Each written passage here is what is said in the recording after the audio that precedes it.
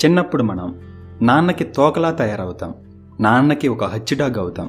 నాన్న ఎటెళ్తే అటు వెళ్తాం, నాన్న ఏం చేస్తే అది చేస్తాం. అప్పుడు నాన్నే మనకి హీరో.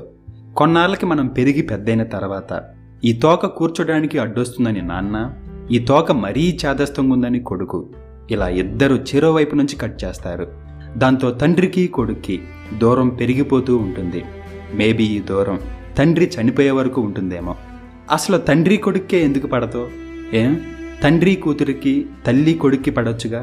కారణాలు వెతికితే నాకు 2-3 కనిపించాయి. ఒక కారణం బాధ్యత అయితే, మరొక కారణం ఇద్దరి మగాళ్ళ మధ్య ఉండే అహం, ఇంకోటి చాదస్తం. కొడుకెక్కడ చెడిపోతాడో, ఎక్కడ బాగుపడడో అని నాన్న చీటికి మాటికి బాధ్యత గుర్తు చేస్తూ ఉంటాడు. కానీ ఆడుతూ పాడుతూ యవ్వనాన్ని అనుభవించే వయసులో మనకి బాధ్యత అంటే చిరాకు దొబ్బిద్ది. సో